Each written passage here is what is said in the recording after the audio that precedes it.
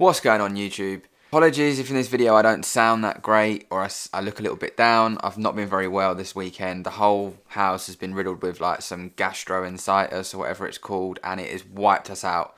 But as always, I want to deliver you guys a video, so here I am. So yeah, just bear with me.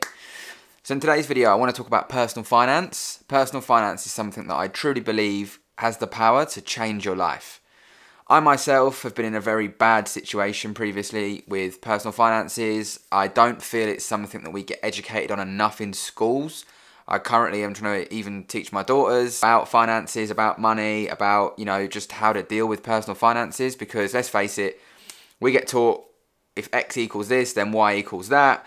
I'm not going to lie to you, I've never been asked that in my entire life. What does Y mean, or what is the square root of X, blah, blah, blah, blah. If you know, then please let me know, because I haven't got a Scooby-Doo. Despite the unsexy nature of personal finance and, what it means, there is a hell of a lot of information out there on the internet. And to be honest, most of it is absolute doo-doo. Whether it's telling you to live off credit card points, whether it's your friend, you've got that one friend that's like, oh, bro, don't worry, just declare bankruptcy, you'll be fine.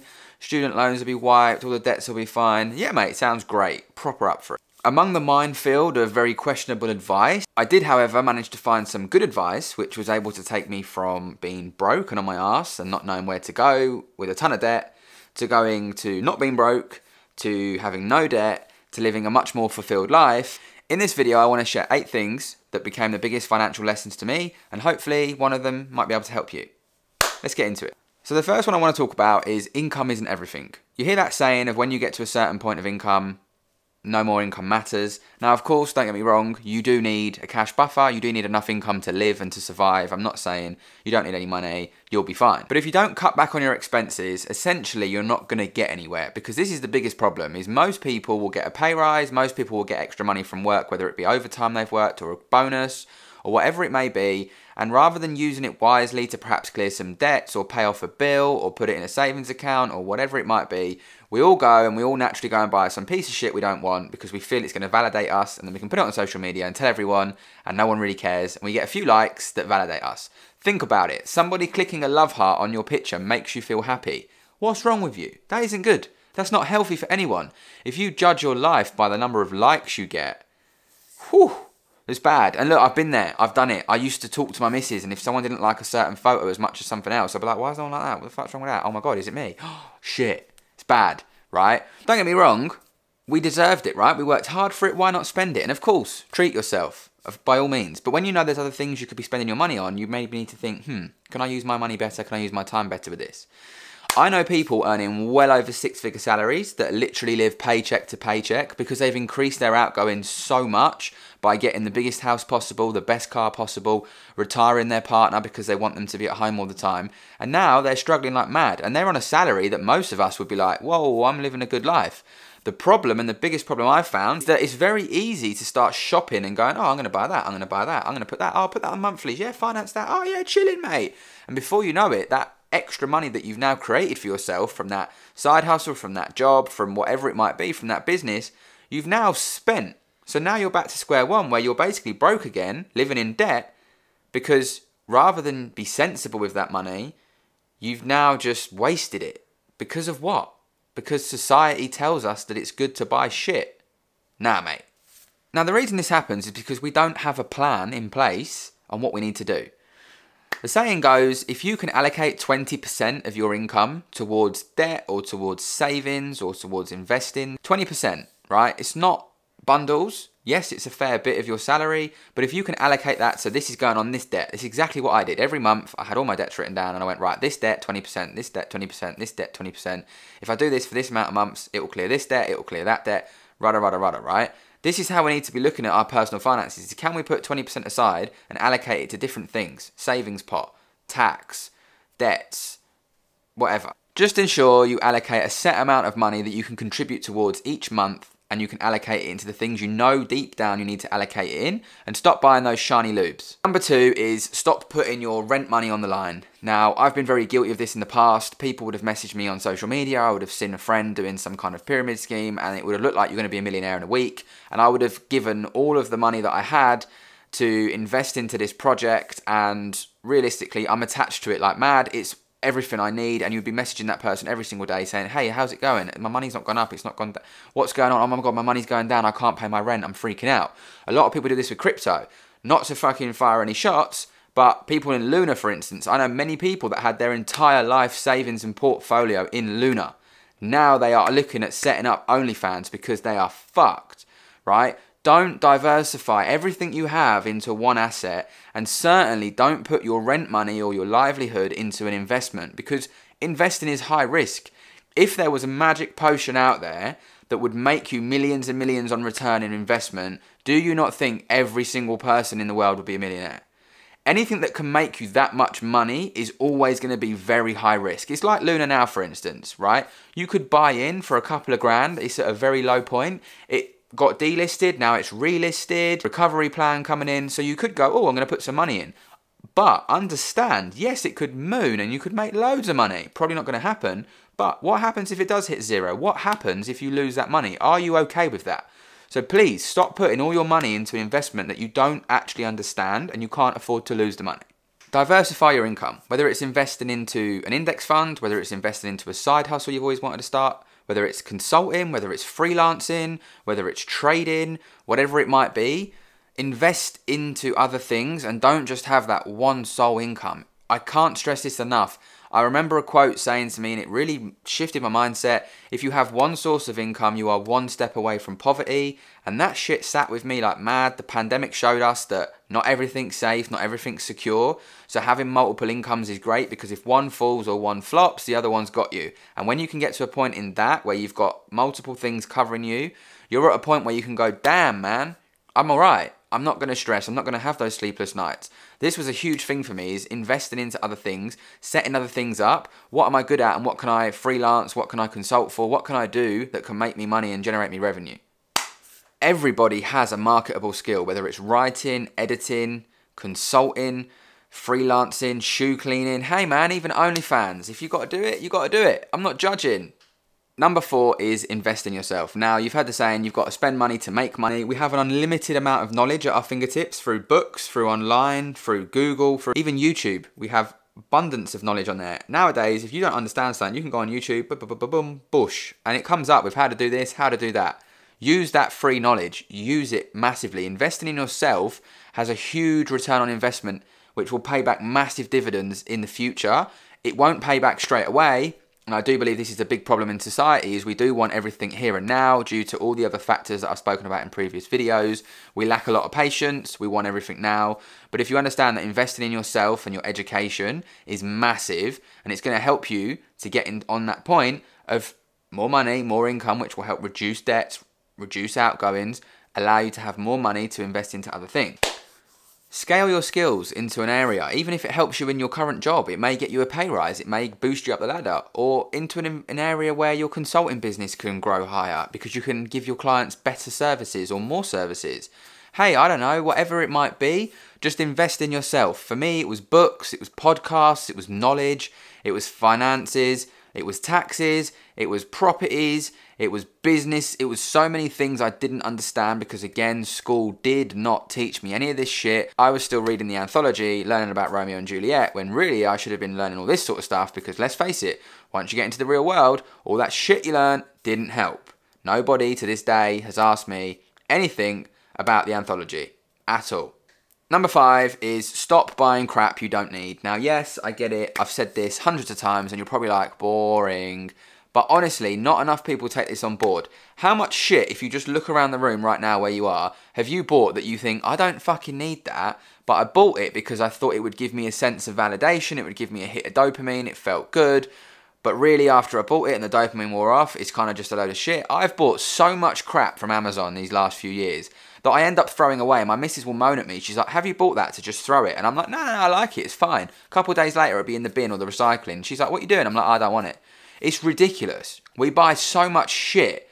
We buy dumb stuff. And again, it's because society teaches us that buying this new bag or buying this or buying that may help us feel better, when in reality that money should be going on things such as debt.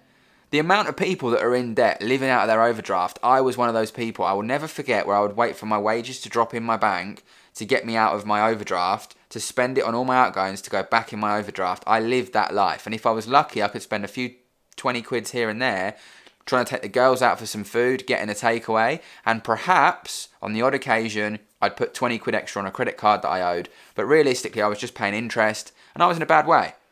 But you know what? I was still happy and I was still smiling, but I didn't have a way out. I didn't know how to get out. And the only way I did was through education and having a mindset shift where I was like, right, you're a dad, you're responsible, you need to fucking change your life because people are now dependent on you. So what are you going to do? And when you put yourself in that ultimatum, you will find a way out if you want to. If you don't want to, then you'll continue doing the things you do. And no matter what video you watch, no matter what podcast you listen to, nothing will change until you're ready to change. Think about it. How much closer to happiness would you be if you did start clearing those debts, if you did start reducing those outgoings, and you had more money to spend on your loved ones, you had more money to make memories and create things? Think about the income you have, and then think about, work out, what do you spend each month, and what goes where, and what could be used better and saved better. These are all the things I did, spreadsheets. Working out silly little things, silly expenses you do not need, and going, right, if I did this, if I did that, if I allocated this to that, if I did that, you'll start to realise how much you have come in. You'll start to realise how much you waste going down the pub with your mates, sinking loads of beers, going, oh, lads, lads, lads, and getting a kebab to finish the night and then probably puking it all on the way home. And you'll start to realise, actually, I could do better things with my life if I just implement different systems. Number 6 is read a finance book a year. Now, it's not about getting new knowledge from that book or, you know, gaining any new knowledge. You may if it's a new book. But what most importantly it does for you, which I find it does for me, is it shows you to keep going. It tells you keep on going. This shit takes time. It doesn't just happen like that. Again, it goes back to that patience thing. I've worked with so many up-and-coming traders, new traders, advanced traders, elite traders, whatever you want to call it, and so many people still have that, I'm impatient, it needs to happen right this second. It's the same with anything in life. It doesn't just happen. It's the same with the gym.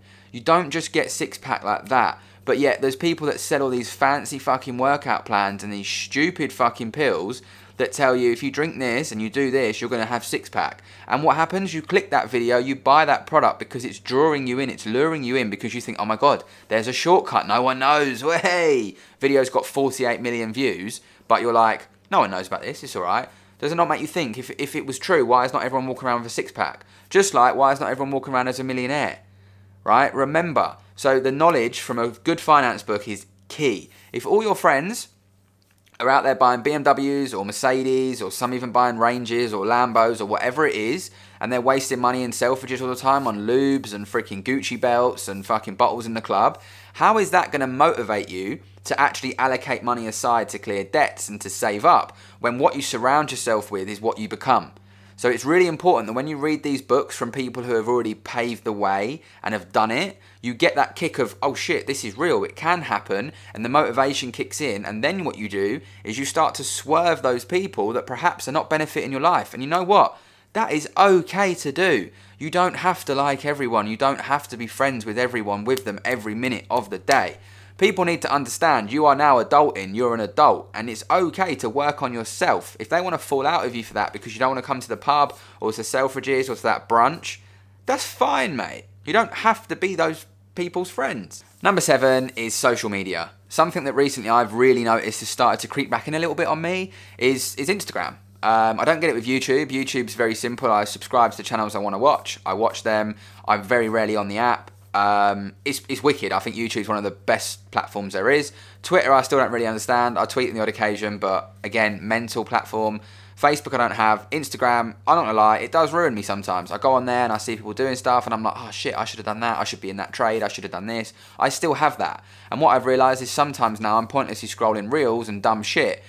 You've got iPhone, most of you will have. If you haven't, you've got Android. I don't know if this works. But if you go in your settings, general, and you go on your screen time, there's a setting where you can set limits on each application.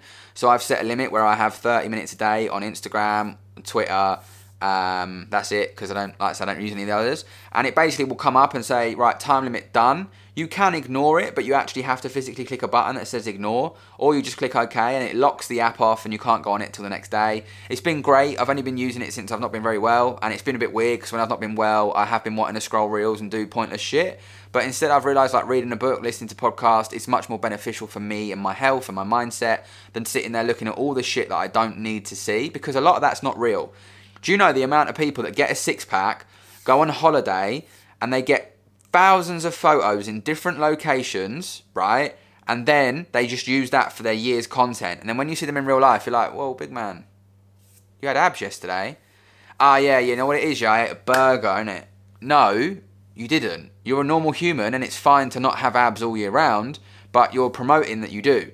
So this is what Instagram does. It promotes all the wrong stuff. Just like people that are throwing cash everywhere, buying all the bling in the world, rocking around in Bugattis and shit, it isn't always real. It can be rented, it can be borrowed, it can be leased. Nowadays you can rent and fucking borrow anything. Like, it's not hard to go and get a Lambo, take a photo of it and go, bought my new whip. Take loads of pictures in different locations and I can pretend I've got a Lambo all year round. I don't have one. So social media for me is huge. I think we need to understand it's a great platform, but go on it and use it what it's meant for, and then have a time limit to come off. Because even with trading and stuff, you're going to see people taking trades. You're going to start to question your plan. You're going to start to think, maybe I should have been in that trade. He trades EU, I trade EU. Shit, maybe I'm doing something wrong. I need to go and get in that trade. Right, that's it. Tomorrow I'm going to get in everything because of X, Y, and Z did it. You don't know their circumstances. You don't know their trade plan. You don't know what they see. You don't know. All we can do with those candlesticks in front of us is it's a direct representation of a time frame of the market. That is all it is. So if your plan shows you that something that someone else's didn't, that's fine. They might read it in a different way. Don't go and change it based on social media. And last but not least is celebrating your progress, celebrating your wins. It's something that I believe we don't do enough of. Becoming financially free doesn't mean you have to live off of pot noodles and move out to the sticks in a forest. Although in today's society that sounds really appealing and great, trust me, it doesn't mean you have to do that. It's so important to celebrate these small milestones and actually make room for them. Going from full of debt to debt-free, or passing a prop funding challenge, or making your first £100 on Trading Live, or passing a graduation, or getting the job you've always wanted, whatever it might be, we need to understand that we need to celebrate these things. And it can be very small celebrations, but we have to understand that the mind and the dopamine release we get from a win isn't different regardless of the win. So it can be, I found £1 on the floor, and you get that sense of, oh, got a quid, mate. And it can be that I just got given 100 quid from the market, or it can be that I'm now a millionaire. The dopamine release is never different. It's always the same. Don't get me wrong. Sometimes the events need to become bigger for us to actually get the release, because if you see the same thing over and over, your brain's like, whatever, it's boring. Been there, done it. But the release is the same. And that was something I didn't realise at the time. I always felt like when you hit the big goals, you know, them juicy ones you've written down for years, you're going to get this different feel. The confetti's going to go, the marching band's coming out, fucking bottles are coming out with flares and sparklers in them, and you're like, yo. And then I realised, it's the same feeling. Like, shit, I didn't realise that. And that's because the brain can't identify a different variation from another. So it can't go, oh, whoa, Al, you fucking made 100 quid. Yeah, here, have 10% dopamine for that, bro. Nice one. And then be like, oh, yo, Al, bruv, you just fucking made 100 bags. Yeah, mate, have it all. And then you can just like go superhuman and do head spins. It doesn't work like that. It's the same fucking every time. So understand that. Give yourself the time to have those small wins, whether it's a meal with your partner, whether it's a takeaway on your own, whether it's out with the lads or the girls, whether it's buying yourself some new headphones, or buying yourself that new laptop you've needed to help your work, or buying yourself a new book or a new pair of shoes. Those are the times where you can spend it on those things. But just doing it pointlessly because you've not achieved anything, that's mental.